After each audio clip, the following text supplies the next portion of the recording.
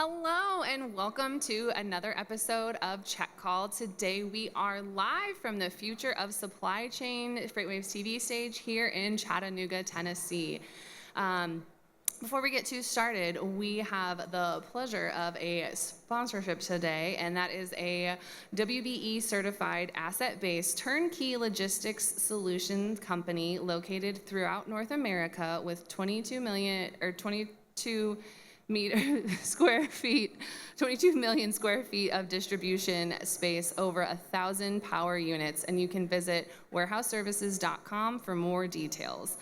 Today we are getting started with two guests, but our first guest is none other than Leo Ospina, Director of Growth Business Development from Lean Solutions. Welcome to the show, Leo. Thank you so much for having me, Mary. It's a pleasure to be here. I'm excited for today. Obviously, any chat with Lean Solutions is a good chat, but I know you guys are continuously kind of working on solutions, and you really kind of have your finger on the pulse of what's going on in this space and what companies are really needing to support their business. Before we get too far into that, let's get some background on you and how you got started at Lean Solutions. Yeah, so I've actually been at Lean now for almost 4 months, so rather new. I come actually from the tech industry, so I have about a decade of experience coming in tech. I started my career at Uber and really helped Uber expand and grow. This was back in 2013 when it was just launching and getting off the ground. Spent about 4 years there. Then I transferred over to Flexport, where I spent 5.5 years. That's where I really entered the logistics industry and also helped Flexport expand to what it is today. At Flexport, I actually led partnerships and helped lead Latin America and our expansion into the region. And recently transitioned to Lean Solutions Group to really help, right? Lean Solutions Group over the last few years has seen exponential growth, similar to how Uber and Flexport saw exponential growth. And I'm really there to help leverage that growth and build process and a little bit more rigor into how we do things. And so really excited to be a collaborator there. I am very excited about that, not only because I have seen firsthand the benefit of a Lean Solution Group. We definitely had a situation that we needed help with, and basically one phone call to you guys had a basically like, it was like someone was sitting right next to me, but we had them in Latin America, and I absolutely love that because they were super easy to work with, and it was just one of those where it was like, oh, we don't have to sit here and like go and find the right person. We just called you guys and you were like, oh yeah, we have someone that's like ready to go. Just give them access and spend a day showing them how to do what they're supposed to do. And we were like, this is so easy. So I love that you guys always are striving to kind of improve and develop selfishly, because you guys have really come to bail me out a few times. Yeah, well, that's great to hear, and thank you for the kind words. You know, our people are our magic to some extent, and really we're excited to continue to accelerate that growth and actually implement new things that are going to help us really drive solutions for our clients as we continue to grow and expand. So really excited for what's to come. One of those new things, I have heard tale of a new ambassador program that you guys have. Do you mind breaking that down and kind of explaining what that is and kind of its whole goal? Yeah, absolutely. So you are right. We are going to be launching an ambassador program soon. We're really excited, honestly, to leverage the relationships we've built over the last decade, right? If you think about it, we're the leaders in the market, right? We have the experience, we have the know-how, but we also have stakeholders all around the industry who love us and care about us.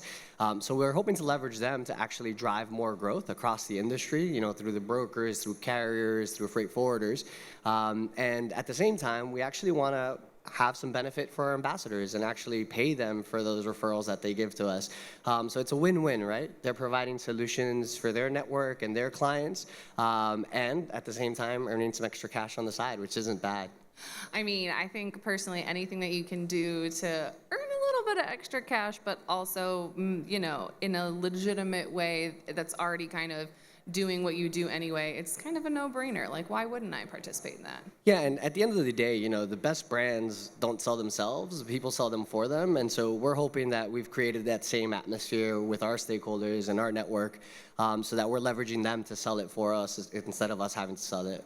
I like it. The good old-fashioned word of mouth. Yeah. You guys, that works, what, 10 times faster than like just other traditional methods? Yeah. You guys know the and it's drill. more effective at the end of the Yes. day, right? Like, it's much easier when a friend is selling you something than when somebody is selling you something. So we're excited about that, and we think it'll drive a significant portion of our growth moving forward.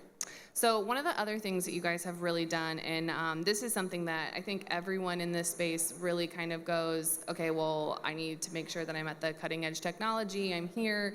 And that's something that, we've seen a lot of surveys and a lot of data that says shippers are looking to some of their logistics partners to be that technology, to be that information, to have kind of that cutting edge technology so that way they don't have to have it themselves.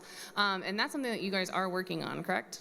Yeah, so I mean, I mentioned I come from tech, so this is also part of my purview. And one of the things we're going to be doing is really starting to implement tech into everything we do, right? So on one side, we want to make sure that the client experience is as positive and as easy as possible. So that's in everything from recruiting to just interactions with our platforms and interactions with our people. As you mentioned, data. And being able to track success or not track success. But also, we'll be starting to implement technology into our operations as well. And so, our name is Lean Solutions Group, and the idea is how do we continue to provide solutions to the customers? And what we're hearing from our customers is that they're looking for even more efficiency, for even greater output. And so, AI and the revolution of technology obviously is changing a lot of that. And so we're going to make sure that we're at the forefront of that, right? Like we have this 10-year sort of leeway or that runway that we've had over the last decade to be market leaders. Well, we also want to be market leaders when it comes to implementing tech into our solutions. Oh, 100%, because I know that you guys have been kind of the go-to of like, oh, I just need a couple people to help out this development team, or I have this shipper, they need some help, can you guys help them out? You guys have been that resource for so many people, so I think making sure that you're able to obviously be that resource for yourself is pretty important as well. Yeah, and I mean, alongside of that, I think aside from just tech and implementing that into our solutions, we're also actually expanding our service offerings as well to be able to provide the service that our clients need. So in the past, we've always done logistics operations, right? We have AP and AR. We have tech, as you mentioned, as a service offering.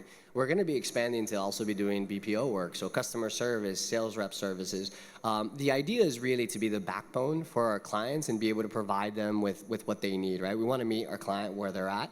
And so that's part of the next acceleration and the next wave of growth that we expect to see at Lean Solutions. I like that. You have the current, you have to look to the future to see what there is. Out of curiosity, what is kind of like one of those highlights in the tech space that you're kind of really excited about? Obviously, AI is probably pretty high up there, but what's one that either you guys are working on or you've seen in the industry that you're like, ooh, this is like really nice? Yeah, well, so AI is really changing the game across the board, and I would say AI is going to impact the industry in numerous ways, right? And so we're looking actually to see where we can implement AI. One of the things about AI is that you have to make sure you implement it for a very specific use case, right? When you try and implement AI to solve all your problems, it usually fails. And so we're actually looking at things like, hey, data digitization work and like what's out there from LLMs that's going to help us out. A lot of these companies that are doing sort of carrier sales and voice AI work, those are really interesting as well. And so we're looking at all of those, and we're having conversations with companies now, and we're really excited about what it's going to bring and how we're going to collaborate together. Part of what we can also provide is a backbone to those organizations, and so I think that the partnerships that we'll end up developing over the next year will be really fruitful for both those companies and for us. I think one of the things that you said is really, really crucial is that you're implementing AI strategically, because everyone's like, AI, we'll just put it out there. But also, like, you get out of it what you put in. So if you're just, it reminds me of like when Bluetooth first came out and everybody put Bluetooth on everything. And I was like, why do we need Bluetooth on a refrigerator? Yeah, your fridge doesn't need to talk to you. Yeah. And so that's what I'm just like, okay, I feel like we're kind of having that with AI where everybody's like, oh, we're going to put AI on everything. And I was like, cool, but like, why? Yeah, what's the problem you're trying to solve, right? Exactly. So I like that you brought that strategic point up, because that is true. Like, you have to have like kind of what you want it to solve in the future, because otherwise you're like, hey, I paid a lot of money for this. And it does something. And aside from that, right, like the tech isn't perfect, and it's not going to be perfect for a while, right? And so on top of that, we also have amazing people who've been working in the logistics industry for years, right? We have a bench of talent out of Colombia that can really help us continue to grow. And so, leveraging those people plus the tech is really sort of like the holy grail. Yeah. And so that's really like the spirit and sort of what we're trying to aim for.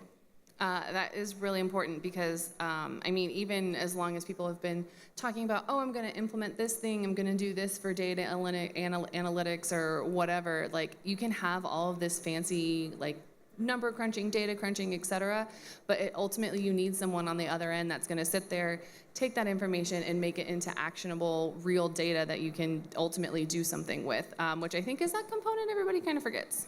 Yeah, AI has these hallucinations essentially, right? Where it's like where it just messes up, it kind of gets lost in the ether. And so making sure you have people there to actually, fix those mistakes and actually service the client. I mean, at the end of the day, this is still a relationship industry, right? And so we want to make sure that we don't completely pull away from that, and we know that that's really important. So I think that that's going to be really important as we look to implement this tech and we look to transform the business. I absolutely love that, kind of staying rooted in what is happening currently, but also still looking to the future to make sure that you're on track and making the right decisions. But that leads us into, normally this is the time where we ask the ever so popular question of, is a hot dog a sandwich? However, we've had 150 episodes of that and we had a really good answer. So we've decided to introduce a new final question. And Leo, today, yours is gonna be, if you had to build a house out of any food, what would it be? That's a great question. The hot dog question is also great. But I think I would build mine out of coffee beans for a number of reasons. One, I'm Colombian American, so it'll feel like home having coffee beans all around me. Two, who doesn't love the smell of coffee every day when they wake up? That's fair. And three, coffee's pretty sturdy, right? Like it is. It's a pretty sturdy element. So I think that coffee's really the way to go. Plus, if you ever need some energy, you just grab a piece of your wall and it's like instead of like ripping off wallpaper, you just like pluck off some coffee beans and you're ready to go. It's perfect. All right, so Leo, thank you for joining us today. If anyone wants to find you outside of the conference or if they have any questions to follow up with you, where can they find you? Yeah, so they could find me on LinkedIn as Leo Ospina, or my email is Leo Ospina. The O is not doubled. It's actually all it's just one, at leangroup.com. Awesome. Well, thank you so much for joining us today, and enjoy the rest of the event. Thank you. Appreciate you. Our second guest today is Reid Clements, an enterprise account executive from Highway. Welcome to the show, Reid. Mary, thank you very much. I am excited for this today. Former FreightWaves are now Highwayman. Before we get into the fraud side of things, which is what we're covering with you, give us some background on how you got to Highway. Ooh, that's a good question. Yeah, I was at FreightWaves on the sonar side for 4 years, and then loved every second of it. And I think it was at F3 in 2022, actually, that I saw Highway for the first time and had a couple of good connections there and asked a question, and that led to several other questions and communications that led me to Highway, and loving every second of it. I absolutely love that. And for anyone that might have been living under a rock recently, Highway has really kind of stepped up to be, I'm going to call it one of the trendsetters, one of the industry leaders, specifically around fraud and kind of preventing it and other things like that. Because again, anyone who's been living under a rock knows that fraud is a massive problem lately. So what are some of those trends that you're seeing in the fraud space that might be more, atypical than the traditional, well, I'm just going to break into this truck and steal everything that's on it? Yeah, stolen freight, it stinks for all involved, but that's been happening for a while. I think some of the new things happening right now are spoofed phone calls, spoofed identities via email, hacking the FMCSA database so that the database everyone thought was the source of truth is no longer the source of truth. Love that. That's a big problem. I think we saw just under 100,000 fraudulent phone and email changes to the FMCSA year to date so far, and it's kind of doing a curve up right now, which is not good for the industry. I gotta say, you expect some to happen, but hearing 100,000 is, I'm not gonna say terrifying, but it's not great. It's not great. It's not easy. great. I actually heard about something the other day, which apparently has been growing in popularity, which is just wonderful. And that's MC number manipulation spoofing, where basically they will go, this fraudster which in my head is just someone with like a sock hat and like a bag of cash. They have the pantyhose on their face. Exactly. Right, Or like Swiper from Dora the Explorer. So basically, they will go to a very legitimate carrier and say, hey, I'm going to buy your business. They buy the phone number, the mailing address, everything. So that way, essentially, it looks like the same carrier to any kind of carrier vetting situation, but it's not. It's definitely a baddie with a sack of money.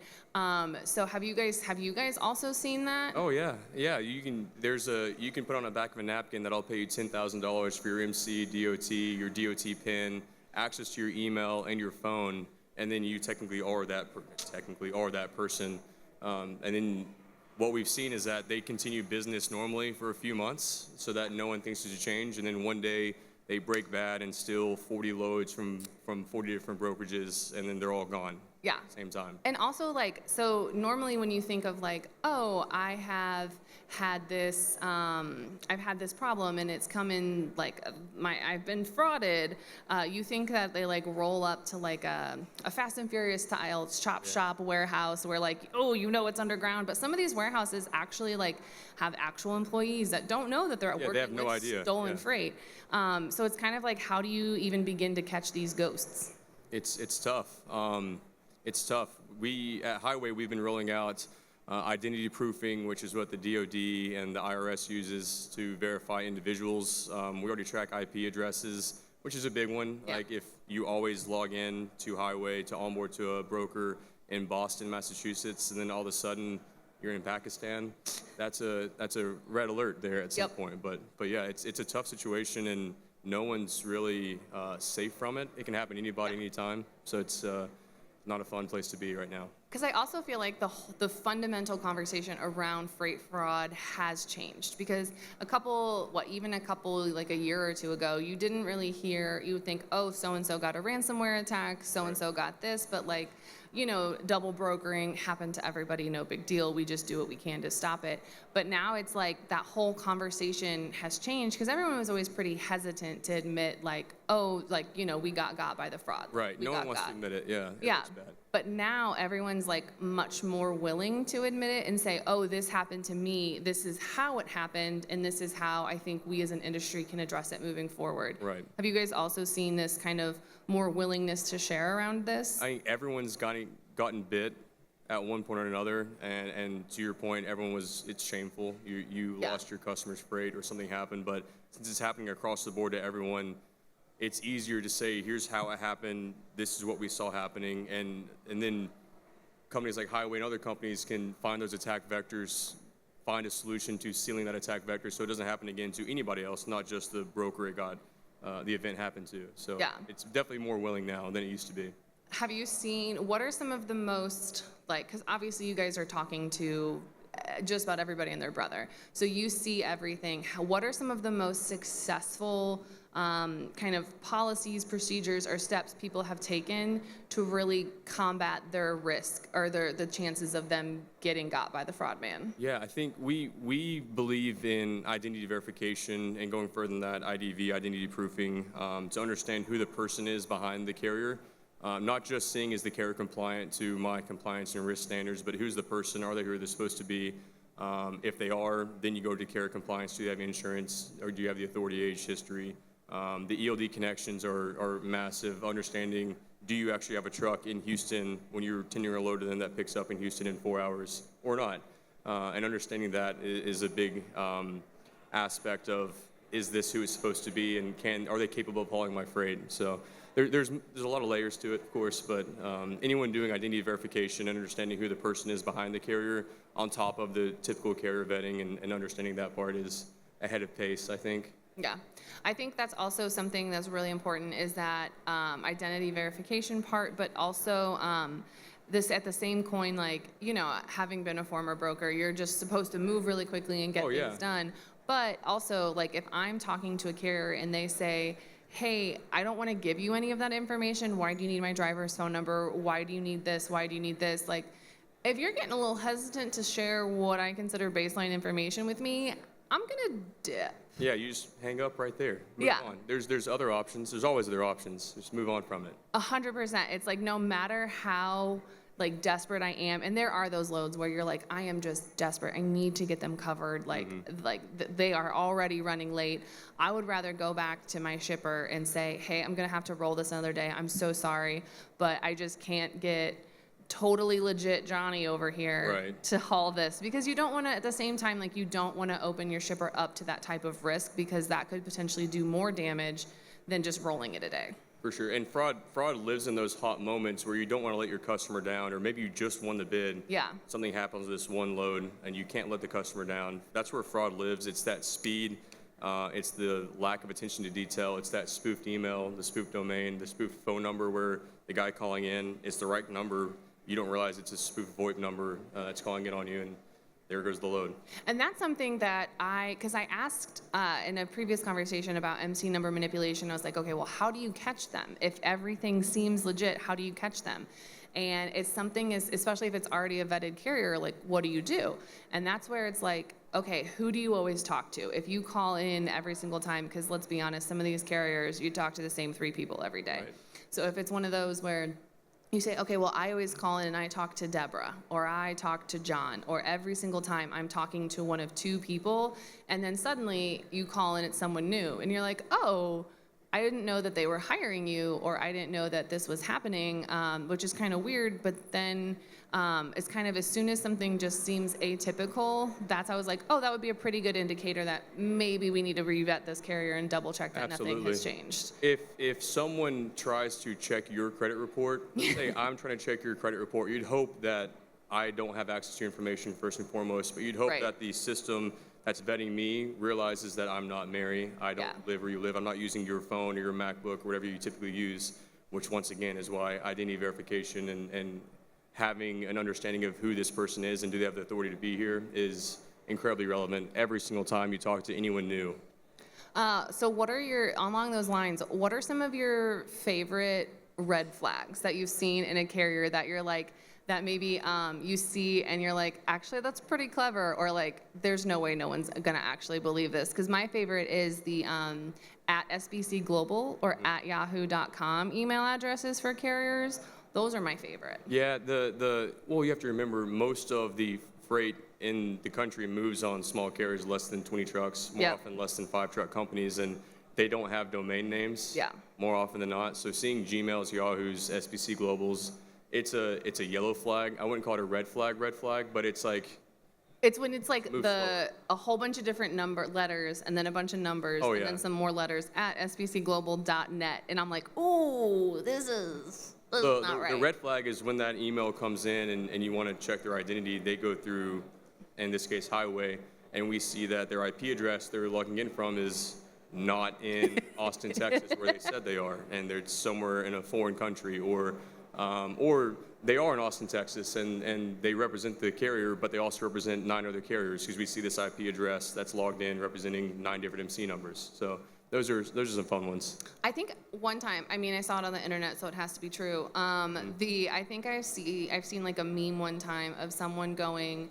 and saying like they had looked up some address or something, and it had like 39 MCs registered to like one building, but the building, like on Google Maps, was a dentist's office. Oh yeah, we see it nonstop. I think there's a Wyoming address that has like 487 companies at it, and it's like a Jamba Juice or something. It's pretty wild. Virtual office address. I would personally love, like, because sometimes we would have carriers like misread a BOL and accidentally come to like the 3PL office, which isn't it's a problem, but it's not like it's not fraudulent. Fraud, yeah. But I just imagine a carrier misreading that and like rolling up to a Jamba Juice, like, hey, I got a truck of random car parts for you, Jamba Juice. Right. Like, you want it? I would love for that to happen. I would love to hear that story on Reddit someday. Oh, right. Yeah. Oh, but also when it comes to the Reddit part, reminded me, when it comes to like out here, how do I find these MC numbers to buy or whatever? People are literally advertising for it on Reddit. Oh yeah. You can buy my 3-year-old MC for $23,000. And I'm like, why? If you sit in the seat of the fraudster. If you pay $23,000 one time and you can steal 40 loads and make $1.5 million, Yeah. it's a good investment. That's the other thing, is because they know, based off what that MC is and what it looks like, they know how much money they can get off of that MC before they get got and have to get something else. And the fact, first of all, the fact that they have it down to that much of a science, my guy, just start a legitimate business. You're gonna be successful. Agreed. Well, that's the thing, is that we think of fraudsters with the pantyhose on their head and the swiper no swiping guy, but it's not. It's very, very smart people sitting there being very precise with what they're doing and how they're masking their operations. It's not just a solo thing. It's organized crime. Yeah, and it is organized. But yeah, so other than that, I think, is there any final words that you have for the land of fraud and fraud prevention, or, any kind of solutions you see out there? Yeah, I think, first and foremost, the lowest hanging fruit, if you're using manual vetting, manual onboarding, Don't. Don't. It's 2024. If you're relying on government data as a source of truth, don't. It's the government. Don't. We can go down to the full rabbit hole here, but We don't have time for we don't have time for that. I also second that. Also, I'm gonna just one more time for the year. It's 2024. Let's stop running our supply chains on Excel. Yep. And the other thing I have is have multiple ways to vet someone. So like, if you use the FMCSA, it's gonna be right-ish, mostly right. It's submitted data. Right, it's gonna be mostly right, but then also have a secondary tool, whether it's highway or someone else, and then also, that gut exists for a reason. And if you feel it, if it just doesn't feel right, then it's not right. If it looks like a fish and smells like a fish, It's probably a fish. It's not a carrier. If it seems too good to be true, it is. All right, Reid. Well, you also get the new hottest question of the day. And that is, if you could make a house out of food, what food would you choose?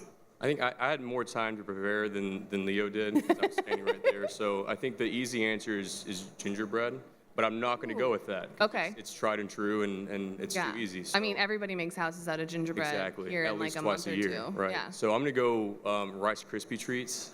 Oh, that would be so good. It's malleable. It smells pretty good. It gets firm, and there's some integrity to it once it dries out a little bit. They build like cake structures out of it. Exactly. Yeah. Why wouldn't it be good for a house? Exactly. I would also eat my house. Yeah. Well, yeah. That were the if case. necessary. Yeah. Yeah, because I love Rice Krispie treats. All right. Well, if people have questions on, the best food for building houses, or if they have questions on fraud or anything like that, where can they find you outside of here? I'm on LinkedIn a lot. Reid Clements. Pretty simple there. I go to pretty much every conference, so I like to talk to people. Also, I'm a salesperson, so I talk to people. That's what I do. So. Awesome. Pretty available. Well, you guys heard it here first. Reid's DMs are open, so please slide into them. Come on in. Other than that, you can find Check Call anywhere you find your podcasts, like Apple Podcasts and Spotify. And don't forget to subscribe to the newsletter on FreightWaves.com/checkcall, and see you on the internet.